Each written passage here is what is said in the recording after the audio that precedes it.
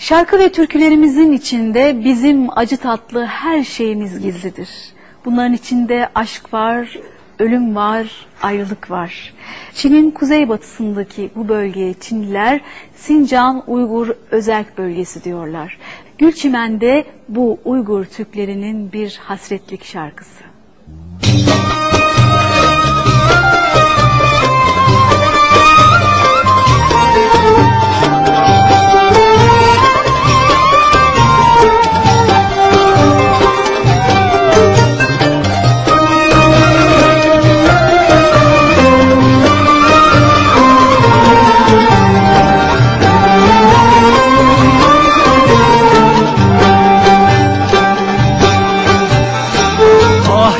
Çimen güzel yar, men ketim uzaklarga. Ah gül çimen güzel yar, men ketim uzaklarga. Sana kuşlar kalbimni can gülçime doldurup azaplardan.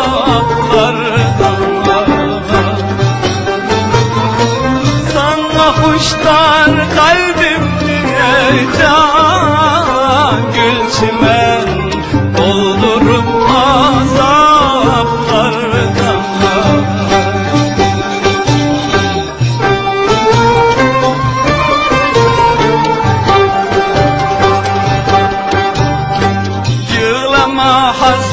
Hasret çekir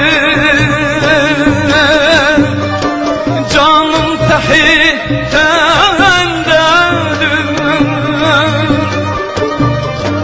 canım hemen tendedir. Men özüm ketsem bile can gülçime, könglim hemen sende.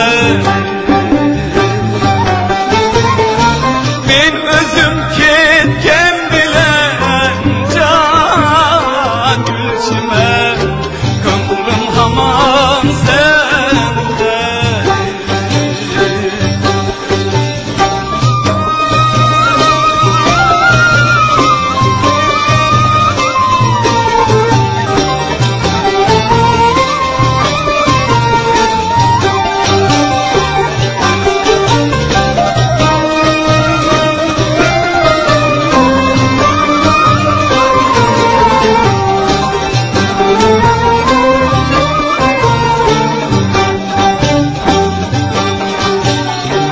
Yalnız kaldım demek, emrah kıldım vefanı. Yalnız kaldım demek, emrah kıldım vefanı.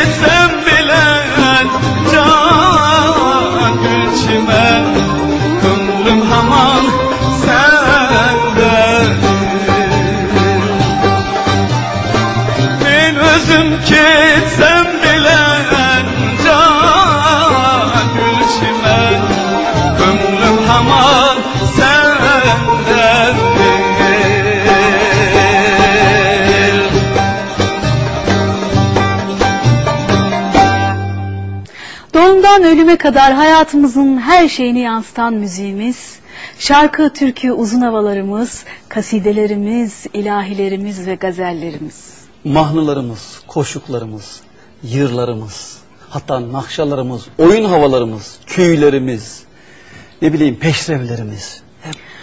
Bunların hepsi bizim müziğimiz, bizim milli kimliğimizi sergiliyor.